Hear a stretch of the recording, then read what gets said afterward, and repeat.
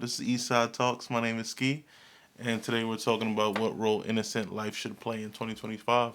Whether it's a devastating fire like we're seeing play out in LA, or a bombing like we're seeing happening across the world, innocent life is affected and at times ended. Now, the concept of protecting innocent life goes as far back as the start of civilization, and we see it play a role in every present day civilized nation. Every country on the planet has a concept of law and order, and the judicial system based around the stance of innocent until proven guilty. And if you didn't know, countries implement these laws and protections because it stops complete chaos from breaking out. For example, with the current rise of inflation and homelessness, what would happen if someone could legally unalive their neighbor and take their home? Or not get a promotion from your boss and just beat him up and take his job? So with that example, we can understand that the laws that we have in place and the government that enforces that law are ideally supposed to serve to protect innocence and order. Still, with that being said, we've seen innocent life disregarded on a domestic and international scale. What makes this conversation so important is that you, the viewer, are more than likely a representation of innocent life yourself. And if the value of life is low, that not only puts you at risk, it puts the center of order of civilization at risk. Which leaves us to question, why is the value of life at such a low right now in our country and overseas? There are 5 reasons, starting with number 1, prejudice. Now, the abbreviation of prejudice is to prejudge. And just so we get the first thing out the way, everyone is capable of prejudging. Let's use myself as an example. You may have heard stories about people that look like me, that dress like me. You might even believe a consistent history of someone that looks like me. Or you might even have a personal negative experience with someone that looks exactly like me. But guess what the truth is? You actually don't know me, and I don't know you. What we do know is that in every culture, every race, gender, and sexuality, there are people that just want to go from work to home and home back to work and not hurt anybody on their way. What we do know is that prejudging claims to know someone that you don't, and then not knowing them claims them to either be lacking of something or evil, which really just becomes a way to justify treating that person or group of people poorly and denying them any fair or equal treatment.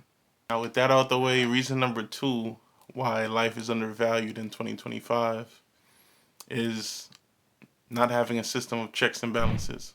From the time we're children, checks and balances is a system implemented by our parents to ensure that we don't become a monster or a pushover. So if the parents sort of act as this policing system of children, and police the parents, and the government polices the police, who polices the government. And we're witnessing currently that not many governments have a solid system of checks and balances for itself. Reason number 3 why the value of human life is at such a low these days can only be described by a couple of letters: IDGAF. We're living in an I don't give a fuck culture. I don't think anyone can deny we're living in an age of numbness, detachment, and lack of care, not only from governments around the world, but from its citizens.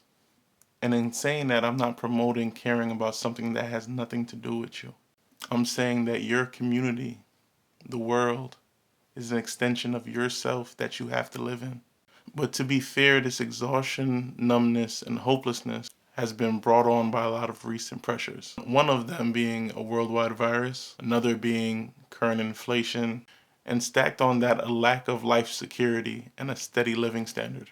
All of this while it feels like we're being screwed off or ignored by our corrupt governments that run the countries we live in and live lives much better than we do.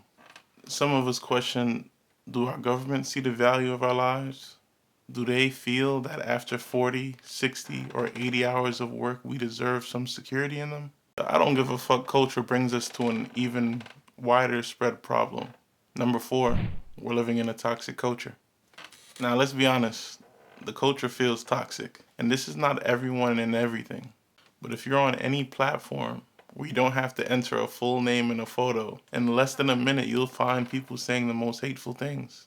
whether that's a social media comment section, live streaming, or a game chat. To make matters even worse, on a larger scale, we're in an era of escalating world wars that are brought on by the same elements that we face locally, like hate, greed, lack of human value, prejudice, and more. In these conditions, of course, many people will be living in fear, which is reason number 5. Fear is the 5th reason the value of innocent life is so low. What connects us to all the animals on the planet is that we are the most irrational and dangerous when we are afraid. Fear plays a large role on how countries interact with each other. And when there's no clear ground of communication in place, it makes way for preventable, preemptive attacks. We borrow money from Chinese peasants to buy the things those Chinese peasants manufacture. There's the fear that comes about when a society is angry and falls in love with persecution. When punishment becomes more important than learning from mistakes, we aren't left with perfect people. We're left with people unwilling to admit when and where things may have gone wrong. That's seen clearly on the right and the left. Would you have done something differently than President Biden during the past 4 years? There is not a thing that comes to mind. Stepping outside of this reactionary emotional state, I believe most people don't want to see more blood spill. I believe they want to see things get better. For that to happen, there has to be an open admission of crimes, past and present, an openness for learning and transformation moving forward, and a promise to learn to value human life not only in your country, but how you interact with other countries.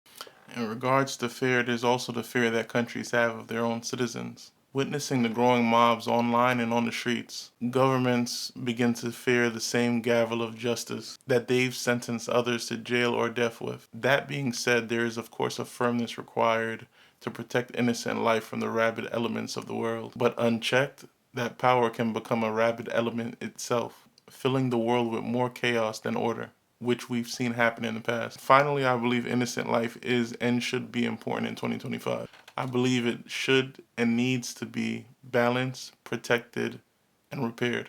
From bombs sent from attacking countries, from nature itself, whether that's a hurricane or a fire, and then how governments view and treat their citizens, struggling in systems that don't consider them and take advantage of them. If you believe, like me, that the value of innocent life is important, an important question to ask yourself is, what role does your silence play? What role does your surrender play? My name is Ski. I'm from Brooklyn, New York. Make sure you subscribe. More is on the way.